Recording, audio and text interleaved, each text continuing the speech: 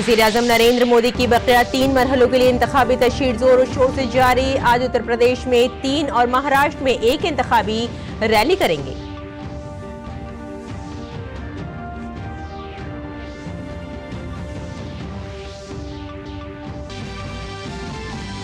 BJP के leader party के हक में वोट हासिल करने के लिए पूरी तरह कोशिश। अमित शाह यूपी, ओडिशा और उत्तराखंड में करेंगे रैलियां। वहीं राजनाथ सिंह बलिया में तो जेपी नड्डा ओडिशा के कांटाबाजी में जलसा करेंगे।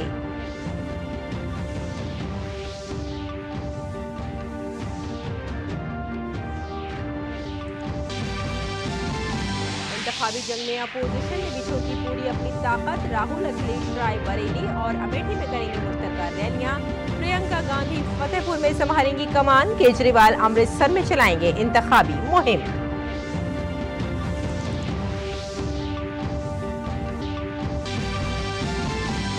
खवातीन कमीशन ने स्वाति मालीवाल पर हमले के इल्जाम पर दिल्ली के सीएम अरविंद केजरीवाल के मुआविन विभव कुमार को किया तलब। कुमार के खिलाफ एफआईआर भी दर्ज। स्वाति मालीवाल का एम्स में किया गया मेडिकल। केजरीवाल की खामोशी पर बीजेपी ने उठाए सवाल।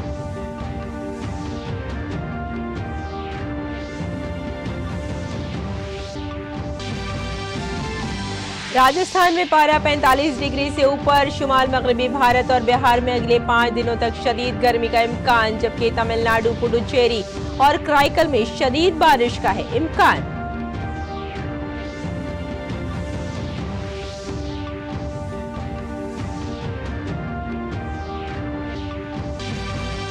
भारतीय खवातीन बॉक्सर का अल्बर्टा कप बॉक्सिंग चैंपियनशिप में जलवा बरकरार। मीनाक्षी, अनामिका और मनीषा के साथ निखत जरीन ने फाइनल में बनाई जगह।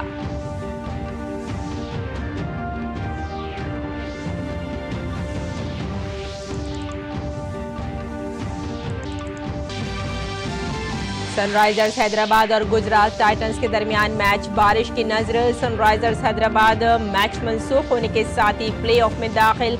आज लखनऊ सुपर जायंट्स और मुंबई इंडियंस होंगे आमने सामने। आदाब नाज़रीन, खबरनामे में आपका इस्तकबाल है। मैं हूं आपके साथ रेशमा फारूकी। आइए तफसील से अब खबरों पर नजर डालते हैं। लोकसभा इंतखाबात के बक़िया 3 मरहलों के लिए वज़ीर-ए-आज़म नरेंद्र मोदी की मुहिम जारी है।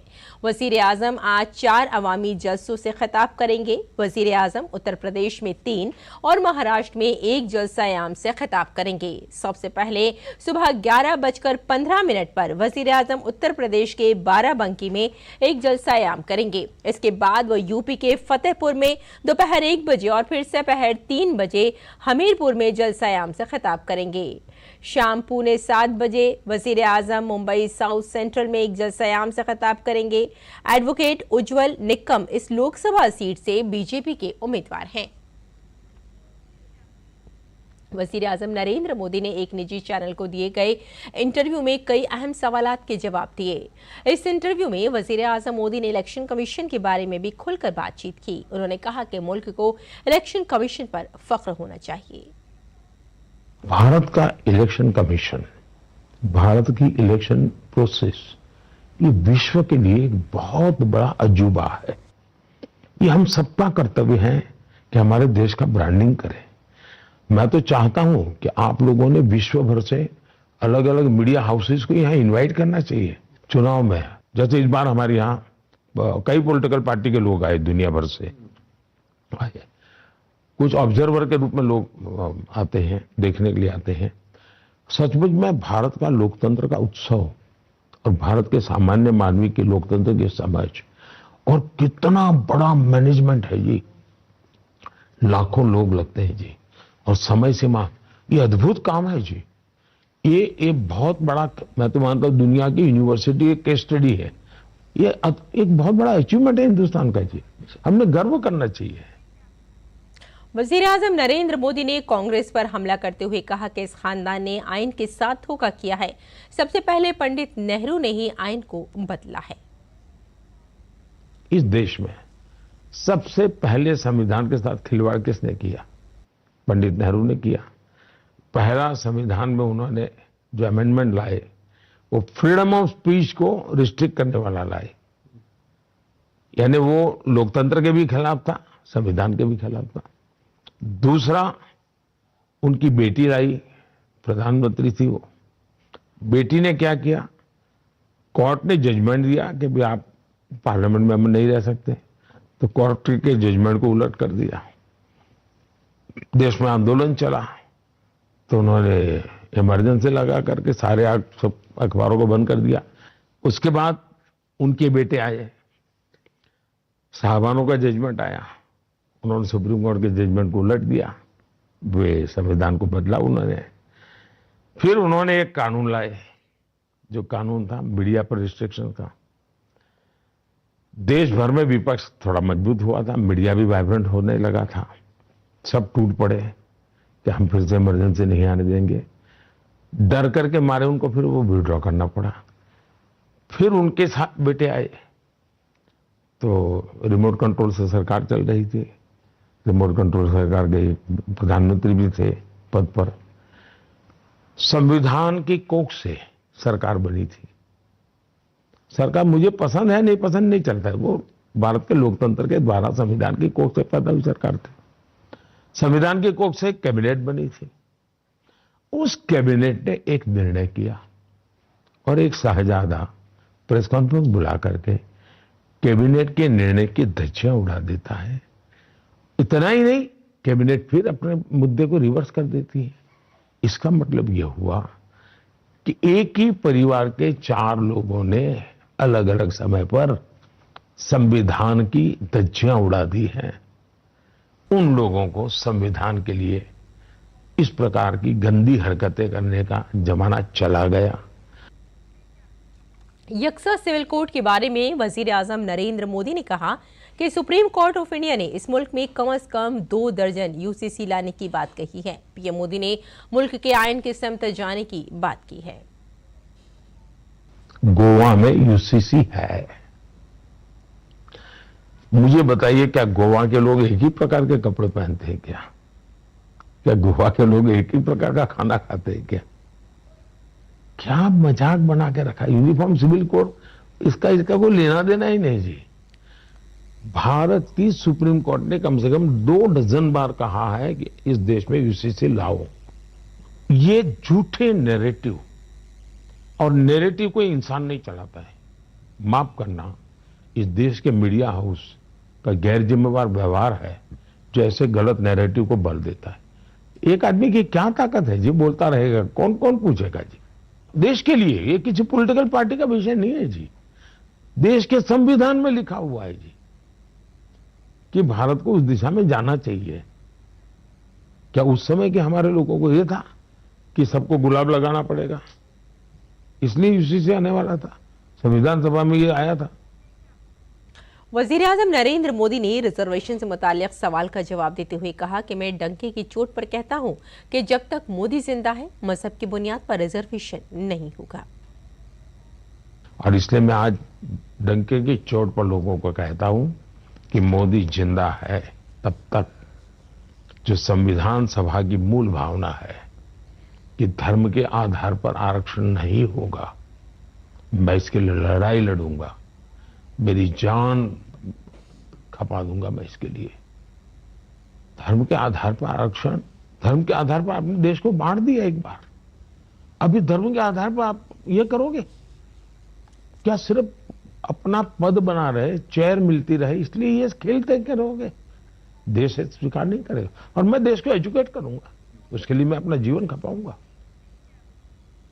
अडानी अंबानी पर पूछे गए सवाल के जवाब में वजीर आजम नरेंद्र मोदी ने इसे कांग्रेस की साइकोलॉजिकल प्रॉब्लम करार दिया। उन्होंने कहा कि इस खानदान का मसला ये है कि ये एक बोझ तले दबा हुआ है। वहीं वजीर आजम मोदी ने मुल्क की दौलत बनाने वालों के बारे में अपने ख्यालात जाहिर करते हुए कहा कि मुल्क में उनकी इज्जत होनी चाहिए। ये बोझ में दबा हुआ परिवार है। नेहरू जी को गालियां पड़ती थी, बिरला टाटा की सरकार, बिरला टाटा की सरकार। पार्लियामेंट में देख लेंगे तो टाटा बिरला सरकार, टाटा बिरला सरकार, ये नेहरू जी लगातार सुनते आए थे। अब इस परिवार के प्रॉब्लम यह है कि जो गाली मेरे नाना को पड़ी वो मोदी को पड़नी चाहिए। तो वो सब चीज, वो राफेल क्यों लाए? मुद्दा राफेल नहीं था, उनको लगता है कि राफेल करूंगा तो बोफोर्स का पाप धोएगा, तो इसलिए वो लाए। साइकोलॉजिकल प्रॉब्लम है। इस चुनाव में वो इतना जोर, इतनी मेहनत पहले कभी नहीं की, क्यों कर रहे हैं?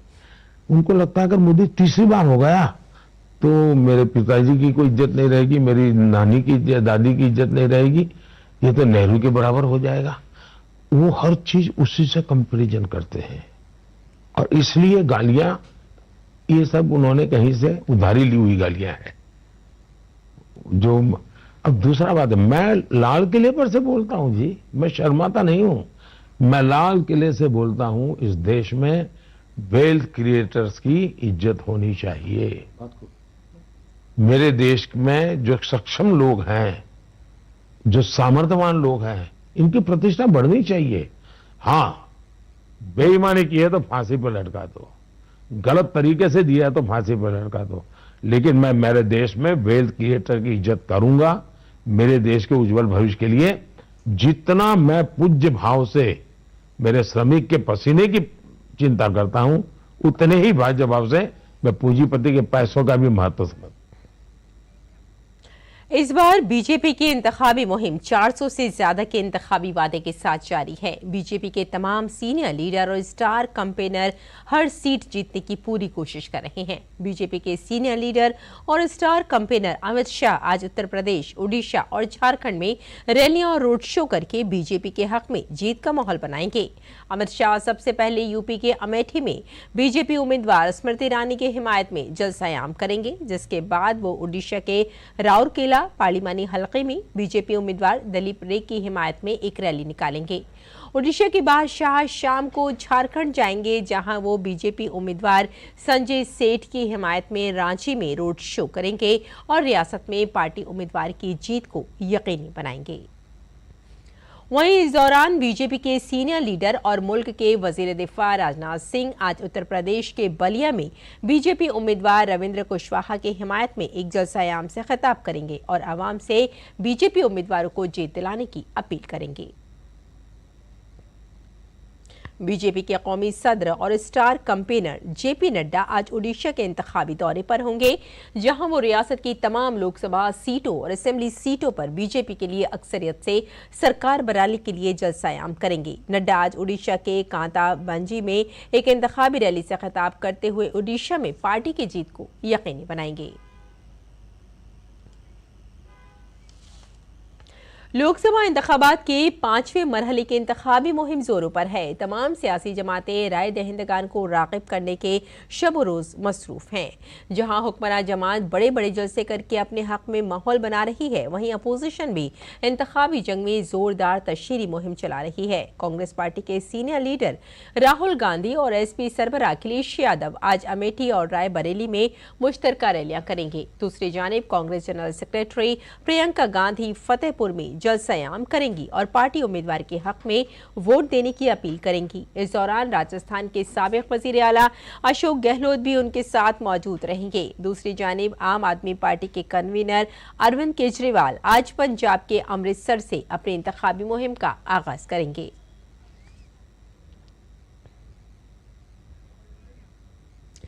आम आदमी पार्टी की राज्यसभा मेंबर पार्लियामेंट स्वाति मालीवाल ने बदसलूकी के मामले में देर रात एफआईआर दर्ज कराई है। अपने साथ बदसलूकी पर पहली बार बोलते हुए स्वाति मालीवाल ने अपनी एफआईआर में दिल्ली के सीएम अरविंद केजरीवाल के साबिक पीए विभव कुमार पर हमले का इल्जाम लगाया है। स्वाति मालीवाल ने कहा कि विभव ने स्वाति मालीवाल को थप्पड़ मारा और लात मारी है। यही नहीं, उन पर जिस्मानी हमला किया गया है। दिल्ली पुलिस ने विभव के खिलाफ एफआईआर दर्ज की है। स्वाति मालीवाल भी जुमेरात की रात दिल्ली एम्स पहुंची, जहां उनका मेडिकल टेस्ट किया गया। स्वाति मालीवाल की एफआईआर के बाद दिल्ली पुलिस ने विभव कुमार के खिलाफ मुकदमा दर्ज किया है। दिल्ली पुलिस ने आईपीसी के मुख्तलिफ दफात के तहत मुकदमा दर्ज किया है। इसमें औरत की इज्जत की तौहीन करना, मुजरिमाना धमकियां देना, गैर शाइस्ता जबान का इस्तेमाल करना, कोई इशारा करना या कोई ऐसा काम करना जिससे औरत के वक़ार की तौहीन और मजरू करना शामिल है। बीजेपी के रियासती सदर वीरेंद्र सचदेवा ने इस मामले में सीएम अरविंद केजरीवाल को घेर लिया है। वीरेंद्र सचदेवा ने सवाल किया है कि जब स्वाति मालीवाल के साथ वजीर आला की रिहाइशगाह पर ऐसा वाकया हुआ तो वो घर पर मौजूद थे। ऐसे में दिल्ली के वजीर आला ने खातून के साथ ऐसे तशद्दुद की इजाजत क्यों दी? आखिर बहन स्वाति मालीवाल ने अपनी चुप्पी तोड़ दी है और जिस बात का हम संदेश जाहिर कर रहे थे कि उनके साथ बुरा बर्ताव किया गया है वो उन्होंने अपनी शिकायत में पुलिस को बताया है और पुलिस ने भी विभव कुमार के खिलाफ 354, 506, 509 और 323 आईपीसी की धारा लगाते हुए एफआईआर दर्ज की है। मैं अरविंद केजरीवाल दिल्ली के मुख्यमंत्री आपसे सिर्फ एक सवाल करना चाहता हूँ। जब स्वाति मालीवाल के साथ इस तरह की घटना आपके आवास में हुई, आप उस समय घर में मौजूद थे, आखिर क्यों आपने एक महिला पर अत्याचार होने दिया? मैं अब भी आपसे कहता हूं कि अगर थोड़ी सी भी गैरत है तो तुरंत विभव को पुलिस के हवाले करें। इस पूरे मामले में बीजेपी शुरू से ही आवाज उठा रही है और आप एमपी को इंसाफ दिलाने के लिए आवाज उठा रही है। बीजेपी के आईटी सेल की सरबराह अमित मालवीय ने इस मामले पर एक्स पर पोस्ट किया। इस पोस्ट के जरिए उन्होंने आप में राघव चड्ढा के मुस्तकबिल पर भी सवाल उठाए हैं। अमित मालवीय ने लिखा है कि स्वाति मालीवाल के चेहरे पर कई थप्पड़ मारे गए और उनके सीने और निचले जिस्म पर वहशियाना हमला किया गया, शायद इसलिए कि जब केजरीवाल को गिरफ्तार किया गया था तो उन्होंने कुछ नहीं बोला था। मुझे नहीं मालूम कि राघव चड्ढा का क्या हश्र होगा जिन्होंने लंदन से वापस आने से इनकार कर दिया है। अरविंद केजरीवाल के बारे में बोलना छोड़िए। आगे बढ़ते हैं। आज हॉट सीट में बात हो रही है रामनगरी अयोध्या के फैजाबाद पार्लिमानी हलके की। फैजाबाद पार्लिमानी हलके के लिए मुकाबला दिलचस्प सूरत हाल पर पहुंच गया है। बीजेपी ने फैजाबाद लोकसभा सीट से लल्लू सिंह पर फिर एतमाद जाहिर किया है, जबकि एसपी के अवधेश प्रसाद और बीएसपी के सच्चिदानंद पांडे भी मैदान में हैं। अगर बीजेपी उम्मीदवार लल्लू सिंह ये इलेक्शन जीत जाते हैं तो ये उनकी जीत की हैट्रिक होगी। ये खास होगा क्योंकि अब तक कोई भी उम्मीदवार इस सीट से हैट्रिक नहीं कर सका है। तो फैजाबाद सीट का क्या है मिजाज, देखते हैं शैलेंद्र मिश्र की ये रिपोर्ट।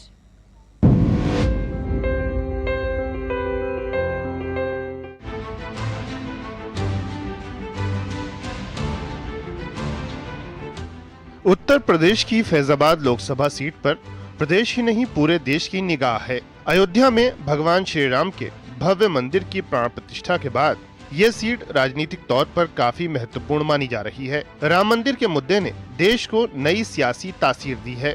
इस समय अयोध्या भी भगवान राम के रंग में रंगी हुई है। जिले का नाम भी बदलकर अयोध्या कर दिया गया है।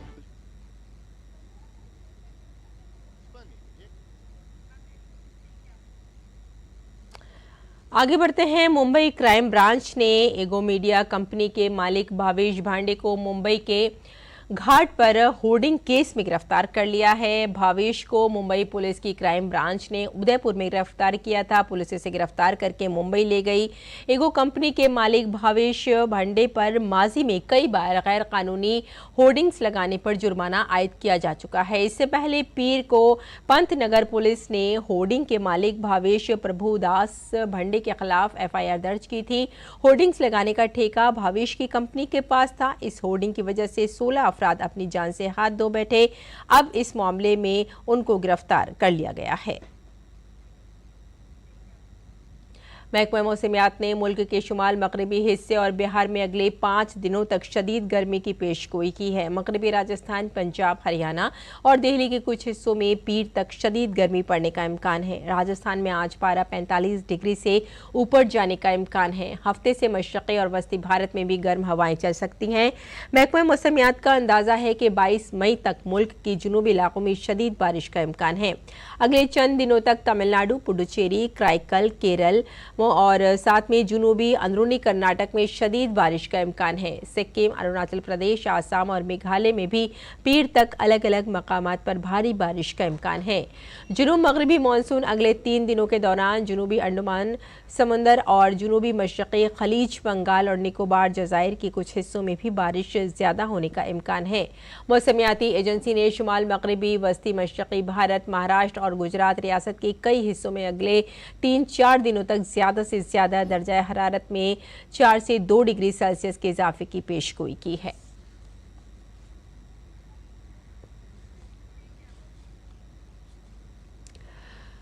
और एक बार फिर से आपको हम बता दें कि आज हॉट सीट पर आपके साथ बात हो रही है रामनगरी अयोध्या के फैजाबाद पार्लिमानी हलके की।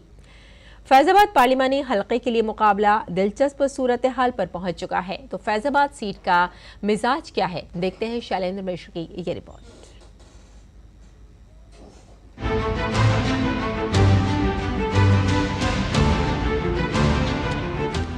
उत्तर प्रदेश की फैजाबाद लोकसभा सीट पर न सिर्फ रियासत बल्कि पूरे मुल्क की नजरें हैं। अयोध्या में भगवान श्री राम के अजीमुश्शान मंदिर के प्राण प्रतिष्ठा के बाद इस सीट को सियासी तौर पर बहुत अहम माना जा रहा है। राम मंदिर के मामले ने मुल्क को एक नई सियासी जिहत दी। इस वक्त अयोध्या भी भगवान राम के रंग में रंगी हुई है। जिले का नाम भी बदलकर अयोध्या कर दिया गया, लेकिन लोकसभा सीट अभी भी फैजाबाद है। दूसरी तरफ बीजेपी ने एक बार फिर लल्लू सिंह पर दांव लगाया है, जो 5 बार एमएलए और 2 बार एमपी रह चुके हैं। लल्लू सिंह फतुहात की हैट्रिक बनाने के लिए बेचैन हैं और इस बार वो रिकॉर्ड वोटों से जीत का दावा करते नजर आ रहे हैं। दुनिया के सबसे बड़े नेता देश के प्रधानमंत्री माननीय नरेंद्र मोदी ने जो गरीब कल्याण की योजना चलाया, जो पूरे देश में विकास के काम किए, उत्तर प्रदेश में जो कानून व्यवस्था की स्थिति है, भव्य मंदिर का आज जो निर्माण हुआ, प्रभु श्री राम लला की प्राण प्रतिष्ठा हुई और अयोध्या का जो विकास प्रारंभ हुआ, इन सारे मुद्दों को लेकर आम आदमी के बीच में हम सब कार्यकर्ता मोदी जी के लिए, कमल चुनाव चिन्ह के लिए, भारतीय जनता पार्टी के लिए मतदान करने की अपील कर रहे हैं।